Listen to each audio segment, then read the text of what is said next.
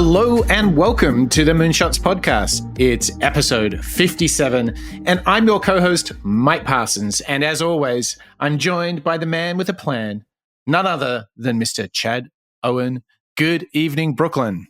Good morning, Sydney. I can't help but feel a little sad. Tell us why. We've come to a bit of an ending here, but we're kind of going off on a bit of a high note. So I'm really excited to share the clips from this show. We have the final installment of this series. Who knows? Maybe Simon will come out with even more books that we can profile on the show. But we're taking a bit of a different turn here in profiling a book that hasn't yet come out yet, but Simon's gone out and spoken about the ideas in the book and why he wrote it, The Infinite Game.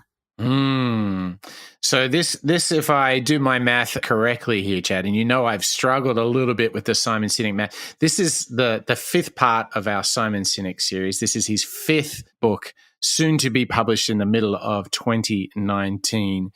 And it is very cool that as an exploration, we're actually looking at a book and at an idea that he has yet to formally publish. And that sort of made me think a little bit differently, I think, about the research that we did and the clips we pulled. The Infinite Game, Chad, when you hear The Infinite Game, knowing Sinek, what were you expecting and what did you find? I hear The Infinite Game and I begin to think long term. So I was very curious how he would tie it back to his core ideas from Start With Why and Leaders Eat Last, because I think why you and I enjoyed those books so much is because the timeless nature of what he uncovers and the advice that he gives us. And I think both due to the nature of us not being able to read the book just yet, and maybe Simon kind of reaching for some ideas that maybe aren't fully there just yet. It was an interesting look into kind of the process of an author that's out there in the world doing research, compiling all of the notes and then trying to formulate it into a nice, concise, transmittable idea. So it's kind of cool to kind of get into the weeds here in his process. Yes. Yeah. I mean, I feel like what we're going to do on this show is we're going to kind of co-create it not only with Simon, but with our own listeners as well, which is super cool.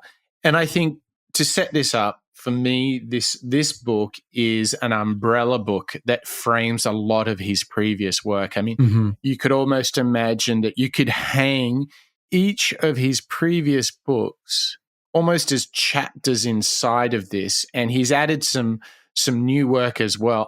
It does tie it together quite cohesively, this idea of the infinite game playing on top of, starting with why, around leadership, motivation, purpose, the things we do and how we do them, which I really do believe is Simon's greatest strength. He's not been about like the tactics and the strategies of successful business and innovation. He's like, here's how you have to behave. Here are the beliefs and the values that you need to have to create a thriving, prosperous business. And I think he's kind of done a good job at creating an idea that's big enough and high enough to, like a vessel, to carry a lot of his work. And I do like the challenge in today's world of the infinite challenge, because it feels very contrarian, doesn't it, Chad? Yeah, he's able to zoom out and take a very high level view, which is nice. As you said, it kind of is able to encapsulate many of his previous books and a lot of his previous ideas. Simon's the kind of person that just goes out into the world and gathers as many examples and anecdotes to either confirm or disconfirm the theories that he's working with. And so in these clips, we have a lot of really interesting examples that he's bringing in, to further this idea of what is a finite game, what's an infinite game, and what happens maybe when you mix the two or figure out you're in the wrong mindset, playing the wrong game. Right. Yeah, I think our listeners can look forward to not only getting into a book that's yet to be published, how cool is that? But two, we've got a whole framework, his 5 pillars of the infinite game. We've broken them down. We've got clips for all of them. There's a lot of context here. I think there's some powerful things. And as I've been preparing this show, I've got some thoughts to add to Simon's book that might also help you, Chad, me, and all of our listeners. So there is a ton coming up here. We've got a lot of tasty clips. And should you at any point want to grab notes or look for the links, you can go to moonshots.io and you can get all of our show notes for this and all the other episodes.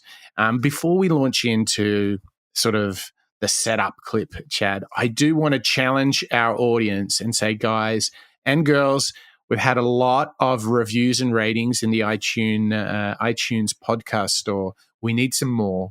I think to celebrate the fact that we've had over 100,000 listens of the show, I would love to get more of those 100,000s of you out there to go into your Google or Apple stores, leave a review or a rating for us. We love that feedback. It helps other people discover the show. And we're just dying to know exactly what you like, what we can cover in the next shows. So any feedback at all, hit moonshots.io or jump into your respective podcast store and share the good word. Yes, we love those reviews. Thank you for everyone that has left a review or emailed us at hello@moonshots.io. Those are always a welcome sight in our inboxes. Absolutely. So, Chad, you're driving, your finger is ready. What are we going to do first? How are we going to launch into the infinite game? Yeah. So as with many of Simon's ideas, they're often not new, but he's taking existing theories, ideas, reframing them and finding new examples. And so this first clip really just sets up the idea of what is an infinite game and some of its origins in game theory. At the end of the Cold War, the United States made a policy decision that may be one of the biggest mistakes of the 20th century. It's contributed to chaos and uncertainty in this current day. And it's not based on politics, it's based on games. In game theory, there are two types of games. There are finite games and there are infinite games. A finite game is defined as known players, fixed rules, and agreed upon objective. Baseball, right? An infinite game is defined as known and unknown players. The rules are changeable, and the objective is to perpetuate the game. When you pit a finite player versus a finite player, the system is stable. Baseball is stable. So is conventional war, for that matter. When you pit an infinite player versus an infinite player, the system is also stable. The Cold War was stable. And that's because in an infinite game, there are no winners and losers. We cannot lose the game. And so we work to keep the game in play, right? In fact, because there are no winners and losers, the only thing a player can do is drop out when they either run out of the resources or the will to play. Problems arise, however, when you pit a finite player versus an infinite player. It's the finite player who then gets caught in quagmire. This happens in business all the time. The game of business is an infinite game. The concept of business has existed longer than every single company that exists right now. And it'll exist long after all the companies that exist right now go away. The funny thing about business is the number of companies that are playing finite. They're playing to win. They're playing to be the best. They're playing to beat the quarter or the year. And they're always frustrated by that company that has an amazing vision, a long-term vision that seems to drive them crazy. And over the long term, that player will always win, and the other player will run out of resources or the will, and they'll either go out of business or be bought or sold or merged or acquired or whatever it is. This is also what happened to the United States in Vietnam. The United States was fighting to win. The Viet Cong were fighting for their lives. They would fight forever if necessary. This is also what happened when the Soviet Union was in Afghanistan. The Soviets were fighting to beat the Mujahideen, and the Mujahideen were fighting to survive, fighting for their very, very lives. Those examples, Chad, are so illustrative of his idea that we as individuals, as businesses, or countries at war are, in the end, choosing for either finite or infinite games. And I love this idea of why the Russians couldn't conquer Afghanistan, Americans pulled out of Vietnam. It is so powerful at describing the difference between the short and the long term, the finite and the infinite. And it really does set up the context of his idea very, very well. And it is quite an aha when you hear him explain those two examples of recent wars, where you're like, I get it. I see why the bigger guy lost and the smaller guy won, because the smaller guy was playing an infinite game. Yeah, again, like all of his ideas, they're deceptively simple. But when you try to imagine actually living and embodying those ideas, it's much, much more difficult. And obviously, that's why he's written all these books. It's why he's turned this idea into an entire book. And we have many more really great examples, but Simon is apt to use military examples and metaphors, analogies. But again, you can go way further into history and look at most military conflicts, and the side that's playing the finite game is almost always the one that loses. Yep. It's interesting. What's that famous military saying? Win the battle, lose the war. Yeah, exactly. Yeah, I think that's probably a much pithier way of explaining the infinite game. And I think what Simon's proposing to us is that business for a long time has sort of been embarrassing itself by getting all caught up in today or this quarter, and they've totally lost sight of the long term. I mean, that's what he's pushing off against here, isn't it, Chad? Yeah, and moving from the military analogies into the business analogies, once he starts kind of riffing on some examples here in this next clip, I'm sure that you and I can probably come up with a dozen or more. But yeah, here's just kind of a litany of examples of companies caught playing the finite game when others were playing infinite ones. Here's some examples of finite industries that are embarrassing, right? So the publishing industry didn't invent Amazon. The movie industry didn't invent Netflix, right? It's the car companies didn't come up with Tesla. Like an upstart is taken on auto manufacturers. Like they're so preoccupied with the existing business models and protecting what they have. You know, like when Blockbuster was a thing, they saw Netflix coming. They saw the subscription model that Netflix was offering, which was different to their model.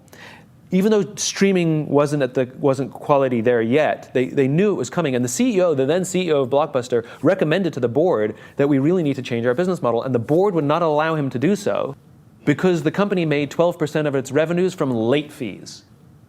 And if you go to a subscription, you'll lose all that revenue. And now they're bankrupt.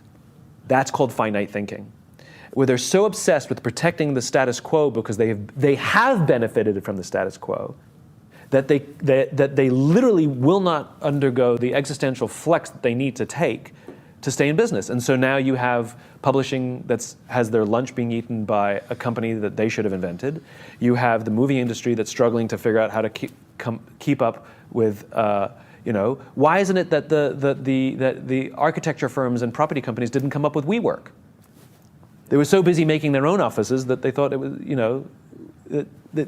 and so all of these companies, all of these industries are being disrupted by people outside their industry. That's an indictment on the way in which they view their businesses. Oh, that Blockbuster one is so good because the company was so addicted to penalizing their customers, they couldn't bear to think of actually making their service better. Oh, that one is killing, Chad. Yeah. Well, listening probably to the fourth or fifth time to this clip, something that I'm piecing together that Simon actually doesn't explicitly say, at least in the clips that we've pulled from him, I think you could argue that companies that are user-focused, or to borrow from Jeff Bezos, customer-obsessed, are the ones that are equipping themselves to play the infinite game. Because, as you said in the Blockbuster example, they're not concerned with quarterly profits and revenues, even if it's penalizing their customers. Instead, the ones playing the infinite game are really just focused on the user and delivering that value to the user. You know, like you think of Tesla and you think of WeWork and all the companies that he mentions. That's a connection that I'm drawing. And obviously it makes you and I really happy, because if anyone knows anything about us and the way we work, that's our jam. But yeah, I think for me, that's one way how I'm distinguishing between companies that are playing the infinite game and how we might do that, you know, by being customer obsessed versus, you know, focusing on revenues or some other kind of distorted metric.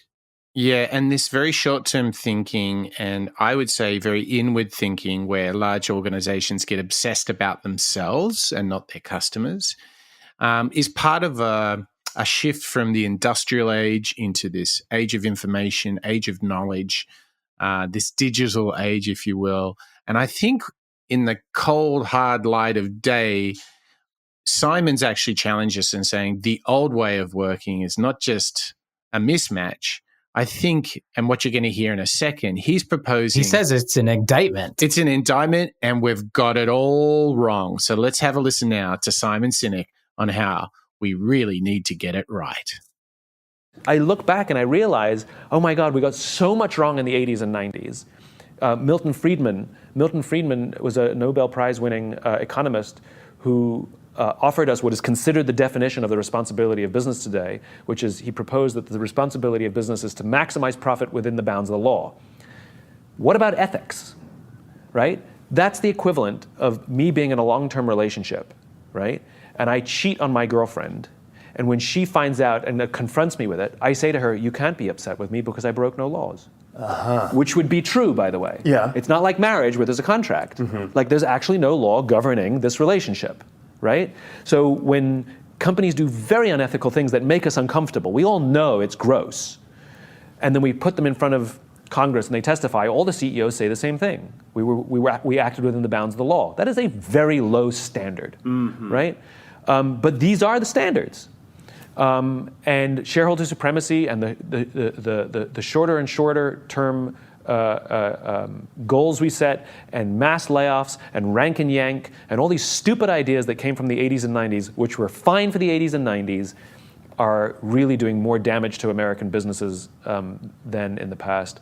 And so this book really attempts to challenge the finite thinking that governs most businesses and offer a new perspective.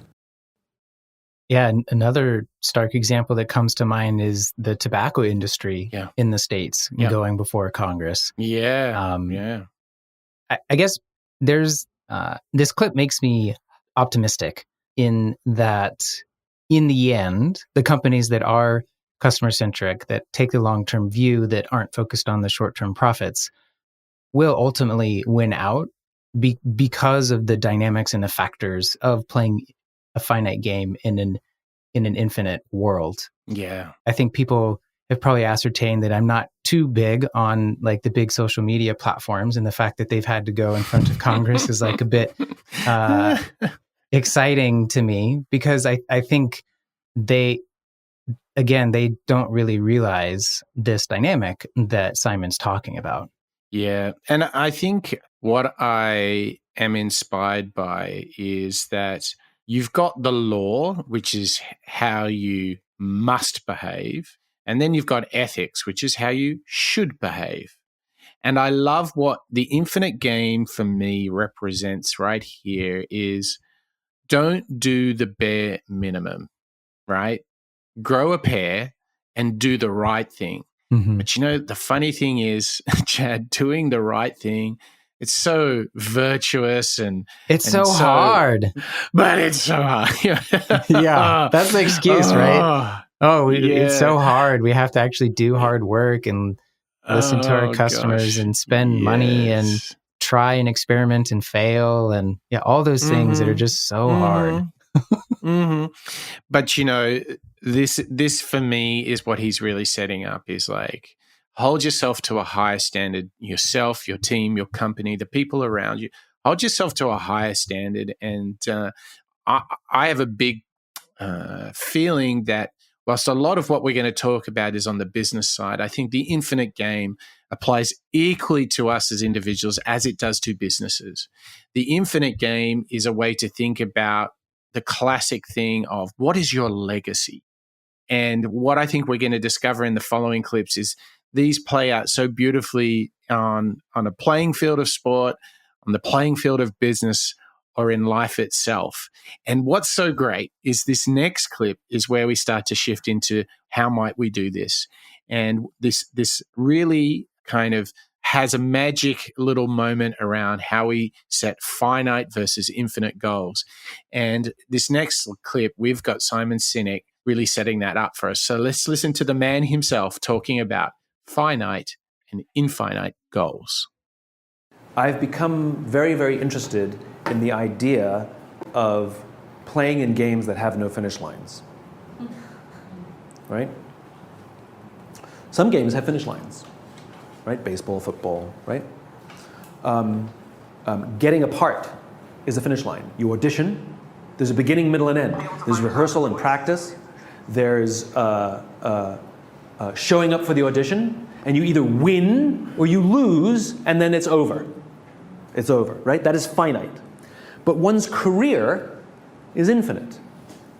There's no end. It's like our lives are finite, but life is infinite. People come and people go, but life continues, right? Theater, actors come and actors go, but theater continues. It's infinite. You don't win theater. You win a part, but what happens once you get the part? The finite game is over. Now you enter the infinite game. You have to be able to convert, right?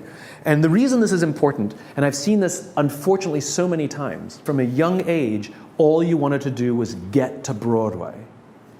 And then you get to Broadway. And then what? You've devoted your entire life to one finite goal, and when you get there, the immediate response is depression. Because I spent 15 years of my life for this one thing, and I got it. And now I don't know what to do next. Like, get to Broadway again. Doesn't have the same ambition. It doesn't have the same passion. You know, you've devoted you're from Fargo, North Dakota, and that's all you wanted to do was get out of Fargo and make it to Broadway, and you made it, right? It doesn't have the same kind of passion. And this is because these are finite goals. There's a lot of studies that have been done with athletes who have finite goals to become the greatest X in the world, right? So Andre Agassi was one of these athletes. He wanted to become the greatest tennis player that ever lived. Guess what? Everyone in his life, he would view them through, how do you help me get to that? Everything was, how does this help me get to that? Everything was a transaction to how do you help me move to there? And then you know what happens? He achieved it. He became the greatest tennis player in the world. And you know what happened immediately after? Depression. Michael Phelps set out to become the most medaled Olympian in history. Do you know what? He achieved it. Do you know what happened immediately after? Depression. They spend their whole life working for one goal. Though most will never get it, the few that do don't know what to do next because their goals were finite. Their goals were finite. Right? And so there are finite components to your career. But your career should be infinite. So yes, of course you have to win the finite game. You have to get the part. But immediately when you get the part, now you convert to infinite. I think this might be my favorite clip in the whole show, now that I'm listening to it again. Yeah. How powerful was it, Chad, when he talked about these great athletes that we all admire? They pull off the impossible. They get to the moment. But because it was such a finite goal, after reaching that, they go into the pits of despair. Now what? Right. And how pithy was it? Like, you don't win Broadway. And once you've got that key role, winning it again doesn't quite have it. And this speaks to so much about having greater purpose than just, the ends that you're looking for. You're right. It is so powerful. What was the thing in that spoke to you so much, Chad? I think for me, it masterfully layers on top of what he writes in Start With Why. And so those of you listeners maybe that have listened to the shows on Simon's books or read some of his books, For me, this was kind of like the missing piece, actually. So if we're struggling to figure out what a good why for us is, well, let's just be sure that it's an infinite why. So yeah, so for me, it's just kind of layering on top of and really completing the work that he did in Start With Why. And if I reflect upon yours and my sharing of our whys, yours is around coaching and mine is around learning. Like, there's 7 billion people on the planet. Like, you're never going to run out of people to coach. And there's like, there's infinite petabytes of knowledge, and I'm never going to learn or help others learn everything that there is to learn. So I'm actually like really encouraged that you and I are on to something that's maybe a bit more of an infinite game. Yeah, a client recently talked to me about helping train 4,000 people and around themes of innovation and design thinking. And Chad, I can tell you that felt a little overwhelming. So when you say 7 billion, I'm like picking myself up off the floor. But you're right. It's very powerful. And what's so special is that it applies not only to business, but to your personal life, as he so beautifully does in so many of his books, is that there is like 2 tracks. And I think at the highest form for myself is that the line between the business that I lead and the person that I am, there's not a great difference. Mm-hmm. And so the person I am on the rugby pitch or in the office or with you in New York working on a client, or who I am, like, I think that's when the why really starts to come together and the infinite game starts to come together, because you're being your true self, but the person you are in the office and at home are really not that different, because they are playing an infinite game. And I think that's the power of the gift that Simon Sinek's got for all of our listeners here, is to think long term, to open yourself up to your legacy, your company's legacy, and don't just do the bare minimum, which has been the trademark of the last few decades of the industrial age, where like we did the right thing because we followed the law, right? We followed our policy, right? He's like challenging us to raise the bar and to be inspired by our competitors and our peers, but more than anything, be accountable to ourselves. Yeah, and I like how he links the finite parts, but he points to, hey, it's part of a larger infinite game. So while doing that thing can be an important component of your career or your life or your business, I think he's helping to remind us that it's not the thing. And he's, again, kind of zooming out, helping pull us up above into the clouds for a higher level view to see that, like, while it would be great if I get that perfect client or I find the perfect partner or, get my dream job, that like Michael Phelps and Andre Agassi, you may not like yourself after you complete that because you've made that finite game the thing. So yeah, actually, I'm going to go back and listen to that clip quite a bit more. I'll keep it on your favorites repeat list of to go back for some more inspiration. But this last clip here in this section, Simon's going to outline the 5 components that he sees kind of makes up how we go about ensuring that we're in the infinite game mindset and that we're playing an infinite game instead of a finite game. James Carsey articulated this original concept of the finite and infinite, and what I hope to do is take his basic premise, which is a perspective of the world, and offer steps in which we can actually take to lead within this infinite world. So having a just cause, having trusting teams, having a worthy rival, the ability to make an existential flex, and then ultimately having the courage to lead are the essential 5 steps that have to be taken in order to lead. And if you leave any of those out, you run the risk of sliding back into the finite game. As always, Chad, he breaks things down in such a digestible way. And what I think we've got laid up for us is a fantastic context of he's just saying, ladies and gentlemen, would you wake the hell up here? We're doing it all wrong. But what we've got to come now are the 5 foundational ideas, the key pillars of this book, The Infinite Game by Simon Sinek. And I cannot wait to tear into these. Chad, we've got the context. Where should we start as we get into the key, the juice, the core of this book, The Infinite Game? Yeah, so I think the order that he gives these ideas is actually important because he starts with a just cause. In this next clip, you'll begin to see how he links this idea of a just cause in The Infinite Game to much of what he wrote in Start With Why. There are many great just causes out there. Apple was founded on the premise that individuals should be able to stand up to Big Brother. That's why they're so appealing to creatives and young people who like the idea of standing up to Big Brother.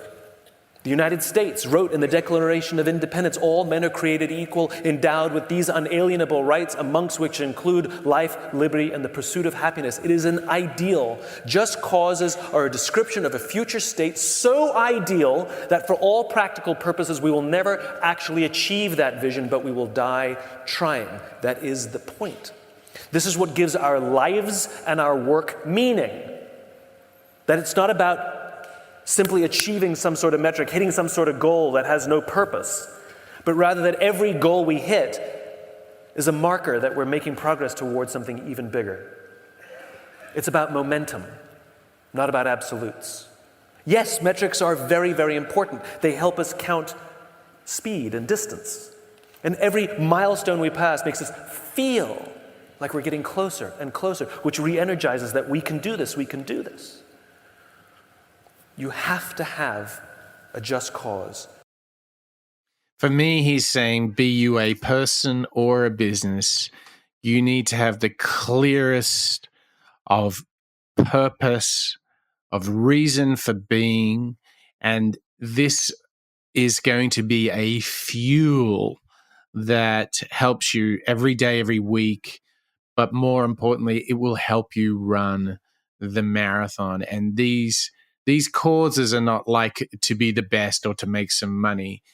To me, this is something that has come up a lot. It's to have this meaningful, positive impact on the people around you, on the communities around you, on the world. For me, he's challenging us, is your cause just? But Mike, I'm a business and my purpose is to deliver quarterly shareholder value. Aha. Well, then, if you want to do that over the long term and take the stress out of the quarter, Mr. CEO, you might want to go find a higher cause because making profit every quarter is not something that gets everybody out of bed forever. Yeah. And of course, I say that in jest, but it's that is often how many CEOs view their tasks, and it's how the boards set them up. It's how they're incentivized. I just read a story recently about how executive compensation factors set by the boards of airline companies previously, decade and more ago, things like on-time arrivals and turnarounds, customer satisfaction, the health of their fleets, all factored into how executives got compensated. And today, guess what the factors are? Profitability, stock price value, and return on financial assets. And so I think they, and many other businesses, could take a lesson or 12 from Simon in The Infinite Game here. And he's not proposing some signal virtuing, you should be the goody two shoes. He's actually saying, look, if you want people to be happy, productive, and successful in your business, then just go out, have a just cause, because this is some higher purpose that moves them beyond the day-to-day transactions. But this is not the only thing that Sinek proposes as a key ingredient to playing the infinite game. He goes to a place where he's gone before, and I think that if you see the work and the ideas inside of Leaders Eat Last, you'll see a lot about the role of a leader, but also how team design, how people come together, is such an important piece of playing the infinite game. And I really liked what he did in the infinite game, in Leaders That Eat Last, because I think rather than going for the classic leader archetype of the maniacal, sort of obsessive, ranting man in the ivory tower, I think Simon painted a humbler, a more nuanced, just a more caring type of leader is what's called for in our age. And I think this second pillar, Chad, I think he's pushed into that area again and exposes to us how important the idea of a team is to that of success, both short and long term. Yeah, this idea of trusting and vulnerable teams is at the core of Leaders Eat Last. He frames it in the sense that, well, I have your back because I know that you would have mine. Exactly. And he gives us a great example that I'm sure anyone that has had any touch points with this business has had themselves, because I have.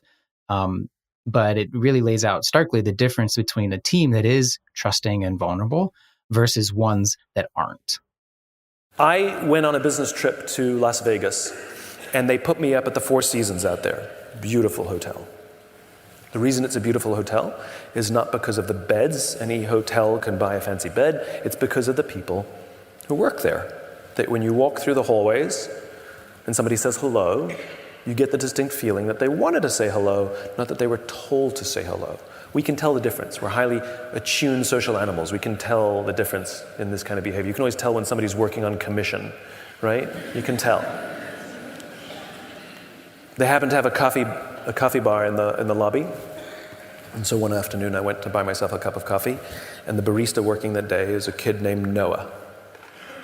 Noah was funny and charming and engaging, and I stood there for far too long joking around with Noah just to buy a cup of coffee. So as is my nature, I asked Noah, "Do you like your job?" And without skipping a beat, Noah said, "I love my job."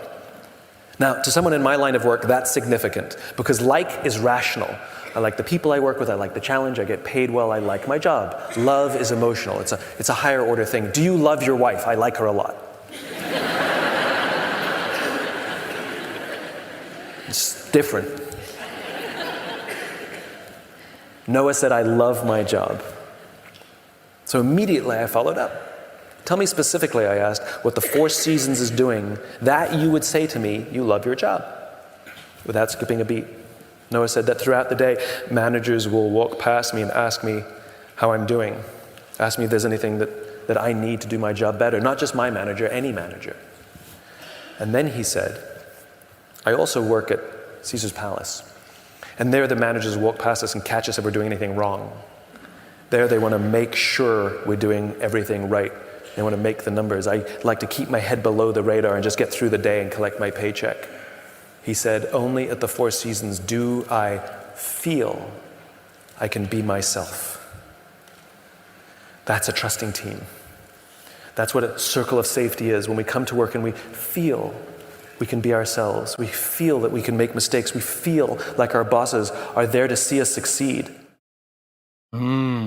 What comes to your mind when you hear him talking to this teamwork aspect? What's really interesting is that a big piece of your career, Chad, has been as a founder, and as in many times you build big teams and for a project to shoot a film, and then you would pull it right back just to you as that solo entrepreneur. How do you relate to this idea? Because there's many different dimensions to which you've got the idea of you having to build teams on a project, and then you would go back to being a solo entrepreneur in your former life. How do you relate to this whole universe that he's proposing around teams and safety and vulnerability?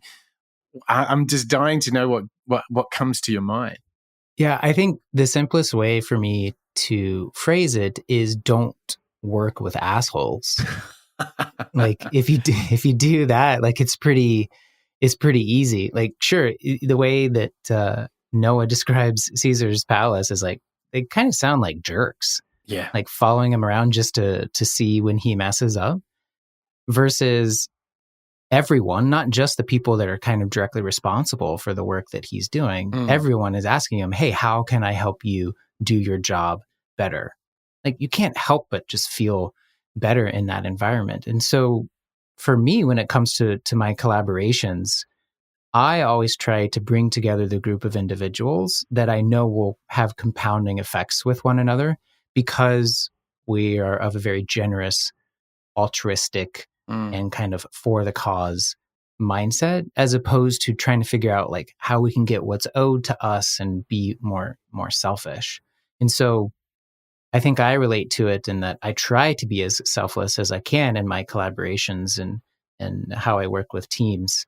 But again, like all of these, it sounds kind of easy, but it's pretty hard when it comes down to actually executing this. Because, a lot of the time, what I have experienced is the anxiety of leaders means that they micromanage people and don't give them space. So the only way they can be sure it gets done is if they micromanage the life out of something or someone. And then what happens? Or they just pick it up and do it themselves sometimes. That's right. I am definitely guilty of that.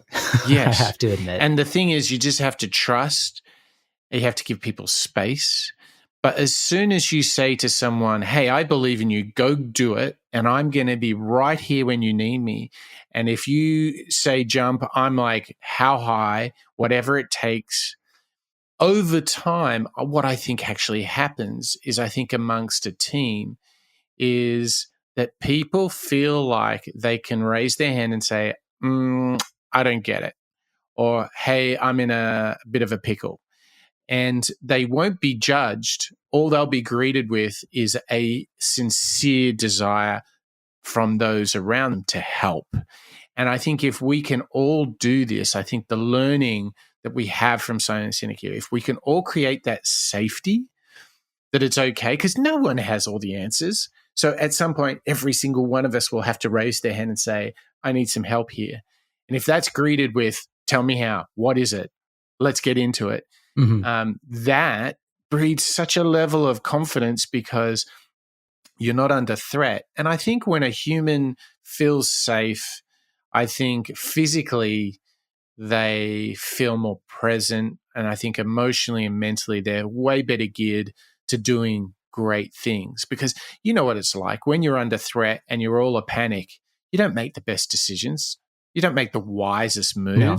You sort of just go into this frenetic survival mode, and you just try. It's like a sports team who have been defending for 5-10 phases, and it's just getting scrappy and messy. And at some point, it's going to break. The other team will score just because they just cannot keep up. That's how it feels in a team when you're not safe. You're just under fire all the time, and we reach our breaking point. So I think Simon's challenging us to create safety, to create a sense of service to the people around you. Because one thing I know, Chad, is if you just see it on the sports field again, when two guys or two girls are playing and they know they've both got each other's back, the sense of confidence and purpose that they can play with, knowing that they have that safety, that backup, is immense.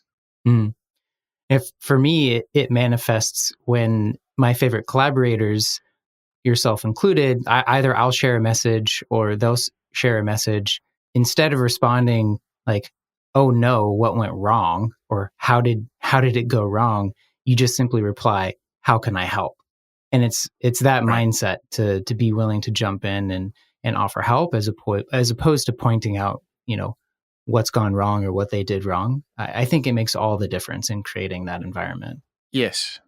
And if our listeners are thinking, okay, if they see some of this lack of safety in teams that they're in, always remember, like, if you want to, you've got to show some initiative here. So, like, think to yourself, how would I feel if I was in their position and I was facing such a challenge?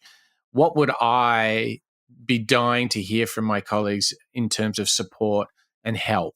What would that look like? But the other thing for me is just remember that if you lead by showing service to others, this is such a powerful force that invariably they will not only serve other colleagues of theirs, but they will serve you too. So when you raise your hand and go, oh, guys, Houston, I've got a problem, they'll come running, right? They'll come running. Yeah. Yeah. And I think there's an interesting way that Simon takes us from this idea of circle of safety in teams, and then kind of what happens when you pit different teams together or different businesses together. Maybe one's playing a finite game and one's playing the infinite game. And I think I would like to see more and read what Simon has in the book about his ideas on competition. But in a way, he kind of like doesn't believe in the idea of competition when we're all in this infinite game. And so here's an interesting example he has pitting Microsoft versus Apple. I had a real life experience that showed me what the difference between the two games was. I spoke at an education summit for Microsoft. I also spoke at an education summit for Apple. At the Microsoft Summit, I would say that 70 to 80% of the executives spent about 70 to 80% of their presentations talking about how to beat Apple. At the Apple Summit, 100% of the executives spent 100% of their presentations talking about how to help teachers teach and how to help students learn. One was obsessed with where they were going, the other one was obsessed with beating their competition. Guess which one was in quagmire? Guess which one was racing through the will and resources to stay in the game? At the end of my talk at Microsoft, they gave me a gift. They gave me the new Zune when it was a thing. This was Microsoft's answer to the iPod. This little piece of technology was absolutely fantastic.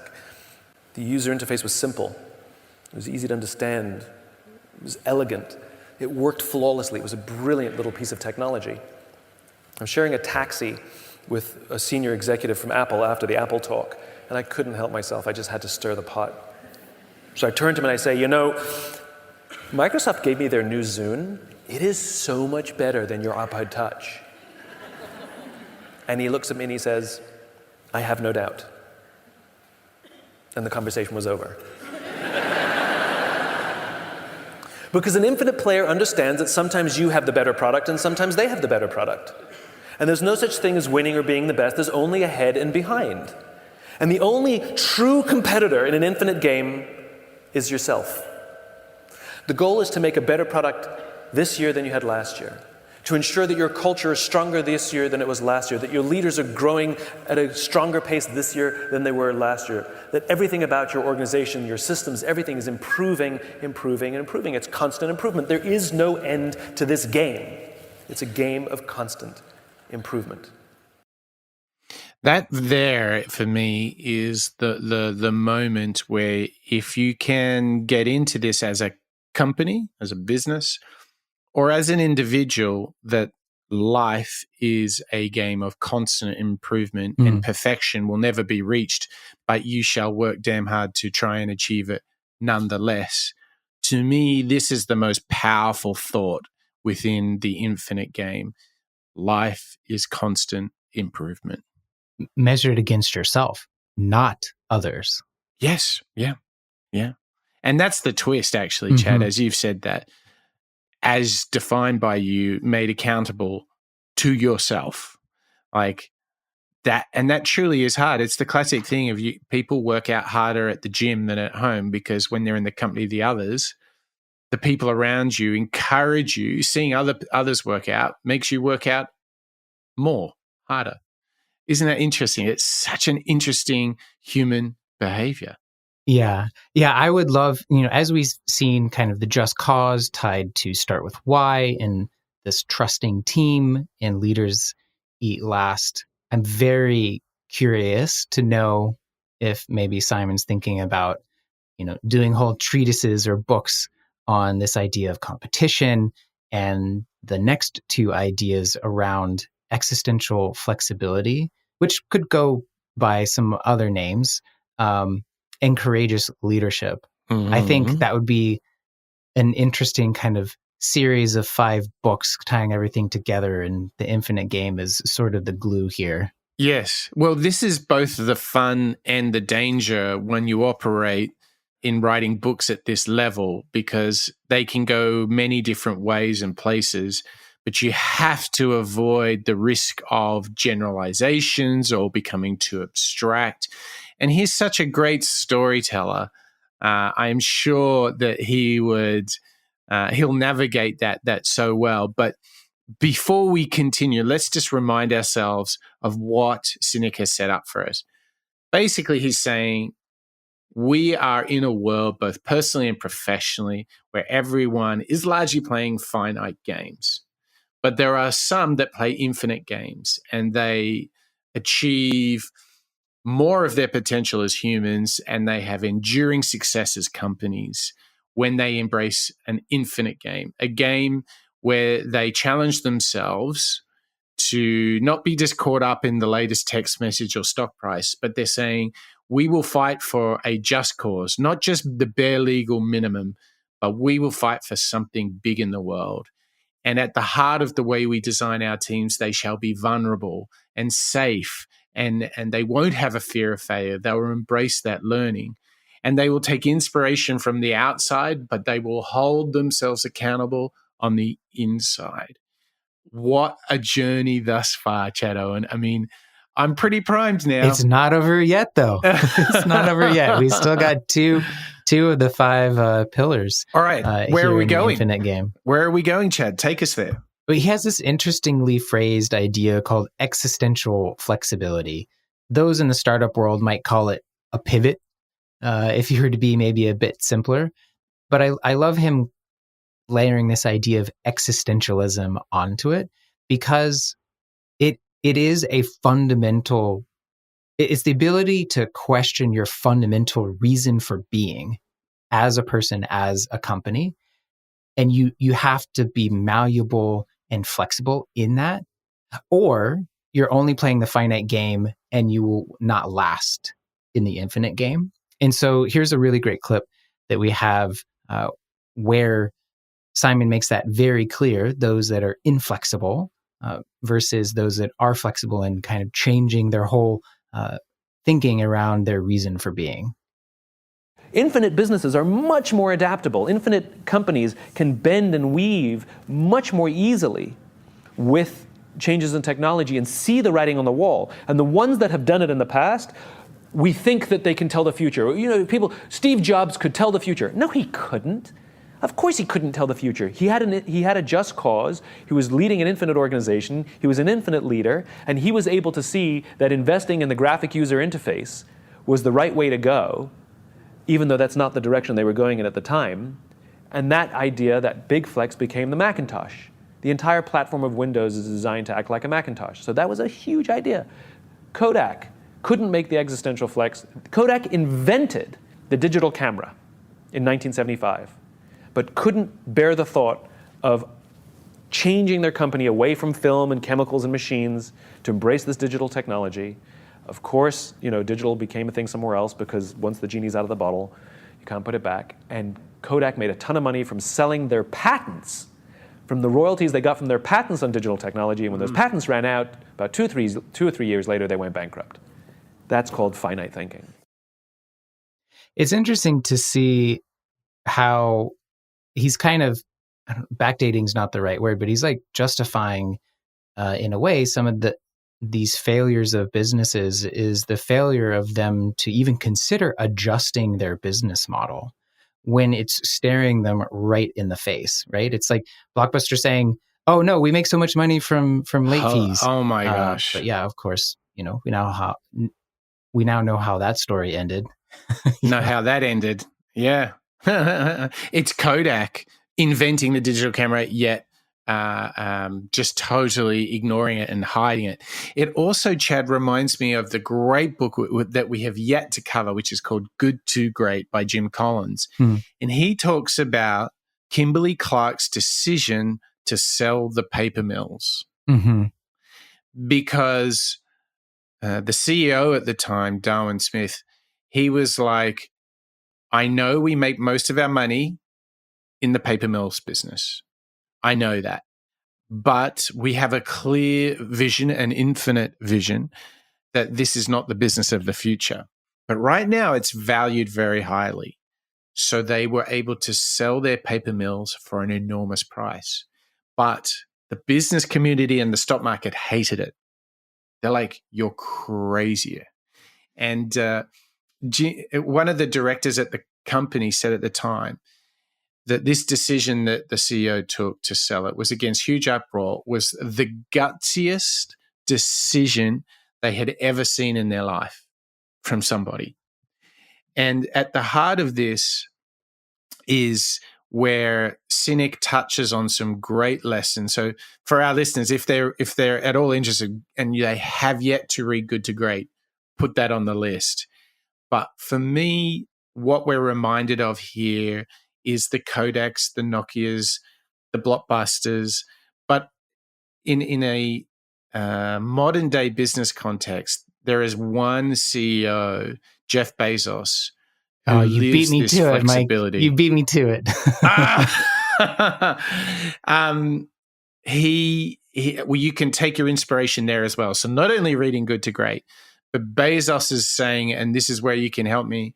You go and read his first letter to shareholders. He states it right in that first letter to shareholders. I don't know, was it 96-ish? He says, like, hey, do not invest in Amazon if you want dividends and profits from this company. I'm going to grow this thing into a behemoth, and we're going to be customer obsessed, and don't expect profits from this company for 20 years. He says it right there in that letter. And so how you and I and our listeners can implement this every single day, how we can take this idea from Sinek of existential flexibility from Bezos, is what I loved about this mantra from Bezos is he says you should be stubborn on your vision, but so flexible on how you get there. Because the world changes, so the landscape is changing. So take the appropriate path at the moment in the finite game to win the infinite game, and be as stubborn as hell about sticking to that just cause. Yeah, I can't help but imagine if Jeff Bezos had a finite mindset, that he simply would have stopped with Amazon as an online bookstore. And if he said, I'm going to disrupt the book industry, I'm going to put every single book that's ever been published on this website, and then he did it, then he has to ask himself, well, now what? But because he's playing the infinite game of being customer obsessed and building this flywheel of innovation that you and I love to learn about and talk about and dissect, because that's his why. He's able to have done so much more. There's probably 5 or 6 businesses that would be top 100 businesses in the world if you kind of broke up Amazon, and it's all because he's been focused on the infinite game. So true. So true. So Jeff is one of these leaders that we see maybe embodying the mindset of an infinite leader. Simon's talked about Steve Jobs. Are there others out there that you would also like to throw into the mix? Oh, wow. I tell you what, the dark horse of our 57 shows has to be the founder of Patagonia, who I think displays a stubbornness towards vision. Yvon Chouinard. Oh my gosh. I mean, you will not move this guy. He is a rock of the infinite game. I mean, to me, whilst he's relatively unknown because he's sort of an unwilling CEO, meaning that he never set out to be one. I mean, Chad, I would propose to you, Patagonia, Yvon Chouinard, he is Mr. Existential Flexibility. He is Mr. Courageous Leadership, because you ain't moving him. He's doing it. He has a just cause and he's going to do it that way. And he's not kowtowing to anyone or anything. Oh yeah, and I'd really encourage our listeners to go back and find that show if you haven't already listened to it. You'll find that the infinite game that Yvon and Patagonia and Yvon's successors are playing is one of allowing their people at the organization to live the lives, their best lives that they can, while pursuing ultimate, environmental sustainability and environmental stewardship. And for an apparel company, I think that's a really, really interesting frame of their infinite game.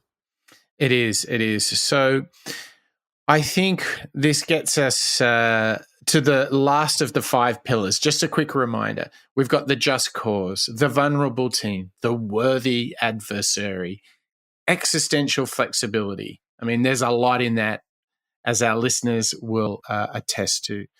But this next pillar is all about leading with the infinite game. So let's get some inspiration from Simon Sinek himself on how we might lead in the infinite game.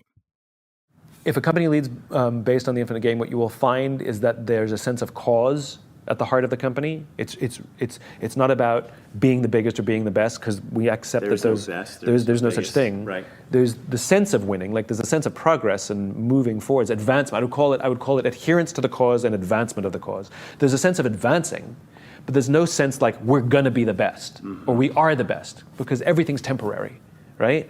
You're the best for now, based on the metrics you chose, based on the timeframes you chose, You can write it any way you want, and so in an infinitely led company, you'll find that there's a sense of cause so just that people are willing to sacrifice for it. Meaning they would turn down, for example, a better paying job because they'd rather be here and be a part of this. It feeds my soul. It makes me feel like my life has value. My work has meaning. Right? So you'll find just causes at the center of it. You'll find a vastly greater concentration of trust. That there are trusting teams, that people are willing to say, I made a mistake, or I need help, and expect that people will rush to them to help them solve the problem or give them the support they need, as opposed to being afraid that if they say anything that they'll find themselves on a short list, at the end of the financial year. And without trusting teams, too many people are coming to work lying, hiding, and faking. We hide our mistakes. We never admit that we don't know what we're doing. We get promoted to a job where we feel out of control, but we're not going to ask for help or say, I need more training. And so when you lie, hide, and fake every day, when we lie, hide, and fake every day, eventually things break. So infinitely led companies have much, much higher proportions of trust that just, inside the company. And wouldn't we want to work there? They also made the very clever shift away from seeing those in their industry as competitors and rather see them as rivals. Because a competitor is someone you want to beat, right? And the obsession is too much, again, on the finite, right? What are the metrics? How are we going to get ahead of them? A rival is someone whose strength reveals to you your own weaknesses. So to see those in your industry and admire where they are better than you, instead of trying to beat them, you look at where your weaknesses are and improve. It's constant improvement.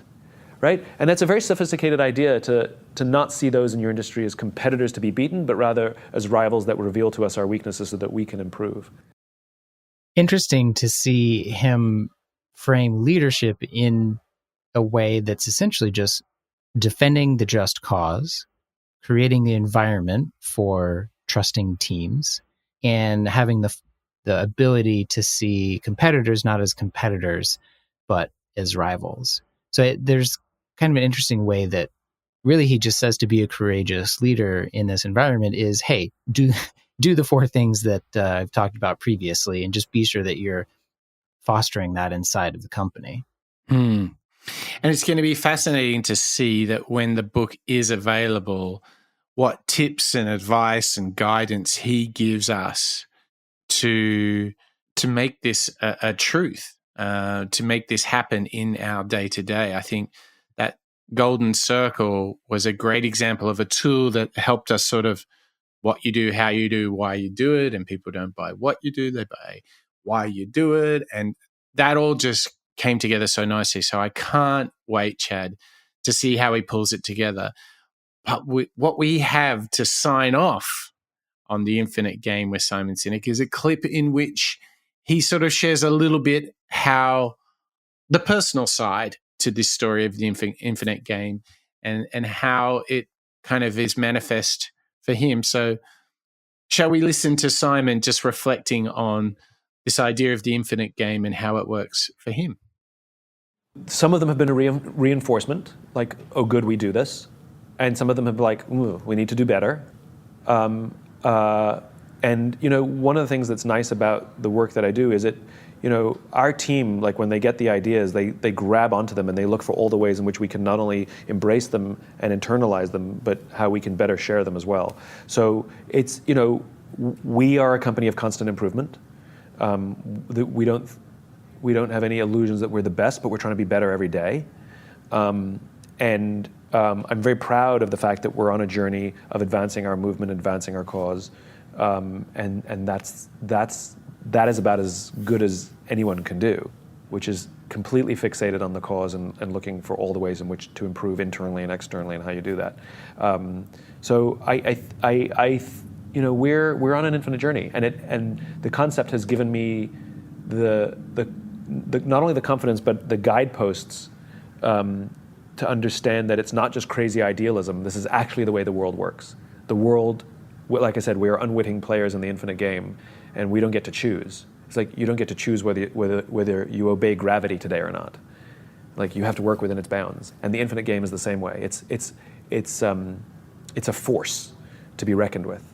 It's not rules of a game. We don't get to change. You can change the rules of a game. You don't get to change the rules of the infinite game. Like I said, it's more like a force that we have to cope with. And for those who accept the force, you can build airplanes. And for those who reject the force, you can flap your arms when you jump off a cliff, and it'll feel amazing for a while, and then you'll hit the ground. Use the force, Luke. Luke. For me, this is all about this notion of continuous advancement, progress towards your purpose, that you are making yourself accountable for. When he talks about the force, if I make that a little bit more practical, something that we can all use, what did you do today that is the highest form of expression of your purpose? What did you do? And are you doing it better than you did it yesterday? Mm-hmm. Forget whether you're in front or behind of your rival. What are you doing to realize that? One thing that's, I think, been helpful for me is journaling, because that allows you to reflect on, hey, am I better than I was last year, last month, last week, yesterday? So a practical tool that I've inserted into my routine is a journal. And I think now that I have this framework of the infinite game, I'm kind of encouraged to do it even more, because again, I'm understanding that, we don't choose to be in the infinite game or not. The infinite game is a law of reality, according to Simon, to be determined how true that theory is. But I mean, I just love this idea that it's kind of an all-consuming, all-permeating thing, like the force, all living things. It's your chi. Sorry for the Star Wars reference. Yeah, whatever mystical force you want to relate it to. But yeah, I like this idea of the inevitability of it, and it's a reality, and so therefore we should be mindful of it, and enact these practices and tools and ways of working to to deal with it. So, and not deal with it, just thrive right. in the infinite game. So for me, that feeling of that thriving that you mentioned, Chad, comes in the moments when you can see that the people around you are benefiting from the support and advice you give them in order to reach a greater purpose or a greater idea. So for me, there is just the same moment when I watch a young rugby player incorporating some things we worked on in training and throughout the season growing as a man and playing better, the advancement, to see them enjoying the bonds that we have as a team. And it is in totally parallel to the same feeling I have about you and I and all the people that I work with as we go out there and we help our clients build these brave, audacious products, tell those stories, and we share learnings and we put better, more human software in the world. To me, it's when you see those moments and you feel that well-being, that is for me the infinite game, whether it's on the sports field, at home, or at work. That's the infinite game. It is the well-being you feel, that indescribable warmth when you're like, oh man, not only was the finite win a delight, but this is just part of an infinite game. And I think that that is the feeling that we all love. And I think what he's giving us in the book is a little bit of a roadmap on how might I have that feeling, have that moment more often. Mm. Yeah, and in building upon all of the previous work that our listeners would know that you and I love and go back to many, many times. But I think it is because we are in pursuit of that continuous improvement. I mean, I think this podcast is a testament to us trying to do that in one small way, but more importantly, share it with you all, our listeners. So I'll take this time to once again thank you all for listening to this show and coming on this learning journey along with Mike and myself. And that's the fifth book from Simon. We've gone through his entire oeuvre. There are no more books left for us to mine. We even found clips from a book that's not even released yet to bring you some more learnings and insights from Simon. But I have a feeling that this book tour is not going to be ending just yet, is it? No, I don't think so, Chad. So I think that we kind of thought to ourselves, who would be a nice complementary author to investigate? And I think we've picked somebody that may in fact show all the signs of being, if you will, the next Simon Sinek. Would you not agree? As far as the ideas, yes. And I think I like this new author's ideas a bit more than Simon's in some ways. It's hard to best Simon as a public speaker. I think there's so much that all of us can learn from him in that regard. But I don't want to slight our next author too much, because he does give some great interviews and has given you and I a lot of really fantastic media to bring you some clips from three of his books that I feel like are really relevant to not only the work that you and I are doing, but I know that many of you, our listeners, are doing as well. Yes. So the author is yes. Who is it? They're probably thinking, guys, please just tell us. The author is Cal Newport, and he has written some fantastic books: Digital Minimalism, Deep Work, So Good They Can't Ignore You, and a number of other books about how to learn. He is a brilliantly new voice in the world of business and the sort of self-improving, always learning cohort. I think he's a real treat. I deeply, deeply enjoy his work. And we've got somebody who goes, I think we can safely say, into different territories, different places than Simon. So it's the perfect change up, if you will, something a bit different. Yeah, he's a bit more of an academic. He's a computer scientist. He's a teacher, so it's not too far afield from our kind of tech and innovation world. But I think he offers some really fantastic practical advice for all of us that are some of those things that we can do each and every day to help us kind of grasp onto these big ideas that people like Peter Drucker and Clayton Christensen and Simon Sinek are giving us from previous shows. Absolutely. Well, you've got a lot to look forward to, Chad, because we're just going to go on this whirlwind with Cal Newport. We're going to be exploring new ideas. And as always, it's been such a damn satisfying process getting into these books together and sharing them with our audience. Simon Sinek was wonderful. I feel even closer to his work now that we've done this show, and I can't wait to jump into the world of Cal Newport. Chad, enjoy your evening in New York. I hope that you're enjoying.